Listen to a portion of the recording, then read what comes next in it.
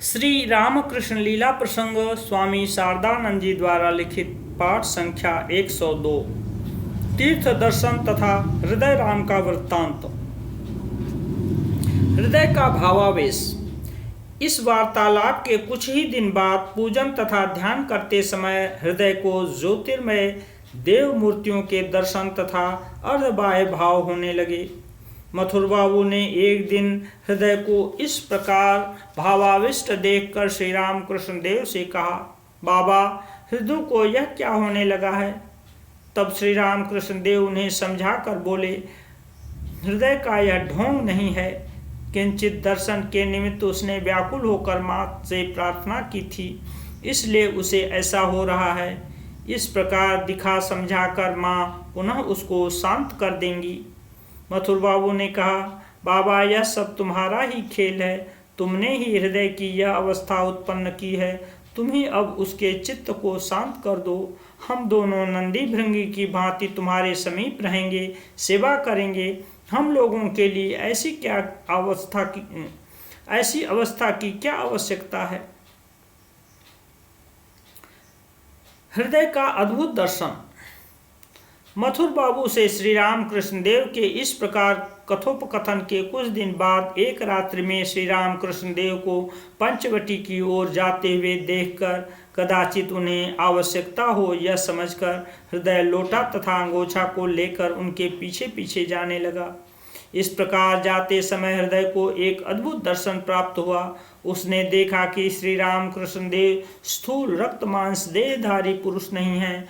उनके शरीर से निकलने वाली अपूर्व ज्योति से पंचवटी आलोकित हो उठी है तथा चलते समय उनके ज्योतिर्मय चरण युगल पृथ्वी का स्पर्श न करते हुए शून्य पर चल रहे हैं। शायद दृष्टि भ्रम से ऐसा दिखाई दे रहा है, यह सोचकर हृदय बारंबार अपनी आंखों को मलकर चारों ओर की वस्तुओं का निरीक्षण करने के पश्चात पुनः श्री राम कृष्ण देव को देखने लगा, किंतु उसे फिर वैसा ही दिखा। वृक्षलता, गंगा कुटीर आदि सब कुछ पहले की तरह दिखाई देने पर भी श्री राम कृष्ण देव को पुनः उसने वैसा ही देखा। तब विस्मित होकर वह सोचने लगा कि क्या स्वयं उसके भीतर ही किसी प्रकार का परिवर्तन उपस्थित होने के कारण उसे ऐसा दिखाई दे रहा है। यह सोचकर ज्यों ही उसने अपनी ओर देखा, तत्काल उसे ऐसा अनुभव हुआ कि वह भी दिव्य देहधारी ज्योतिर्मय देवानुचर है तथा साक्षात देवता के साथ रहकर चिरकाल उनकी सेवा कर रहा है। उसे प्रतीत हुआ कि वह मानो उस देवता के घनीभूत ज्योतिष्मान अंग का अंश विशेष है तथा उनकी सेवा के निमित्त ही भिन्न शरीर धारण कर पृथक रूप से अवस्थित है। ऐसा देखकर तथा अपने जीवन का इस प्रकार रहस्य हृदयंगम कर उसके चित्त में आनंद की प्रबल धारा प्रवाहित होने लगी। अपने को, समस्त संसार को तथा लोग उसे पागल कहेंगे, इस बात को भी भूलकर अर्धबाह्य आवेश में उन्मत्त की भांति चिल्लाता हुआ वह बारंबार कहने लगा, ओ रामकृष्ण, ओ रामकृष्ण, हम लोग तो मनुष्य नहीं हैं, फिर हम यहाँ क्यों रहें? चलो विभिन्न देशों में चलकर हम जीवों का उद्धार करें। तुम भी जो हो, मैं भी वही हूँ।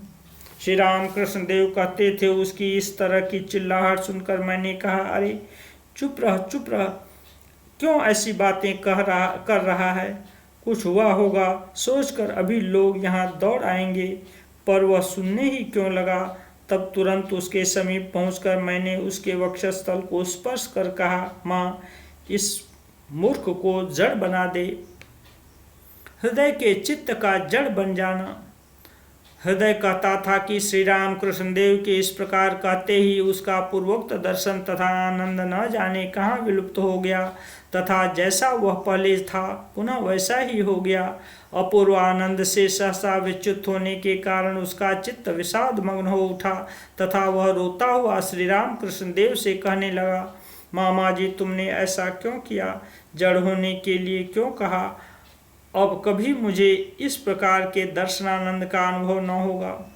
यह सुनकर श्री राम कृष्ण देव बोले, मैंने क्या तुझे एकदम जड़ हो जाने को कहा है? अब तू शांत हो जा, इतना ही मात्र तो कहा है। सामान्य दर्शन प्राप्त कर तेरे शोर मचाने के कारण ही तो मुझे ऐसा करना पड़ा। मुझे 24 घंटे कितने ही प्रकार के दर्शन होते हैं, क्या मैं तेरी तरह शोर मचाता हूँ? तेरे लिए अभी इस प्रकार के दर्शन करने का समय नहीं हुआ है। अब तू शांत रह, समय आने पर तुझे पुनः बहुत कुछ देखने को मिलेगा।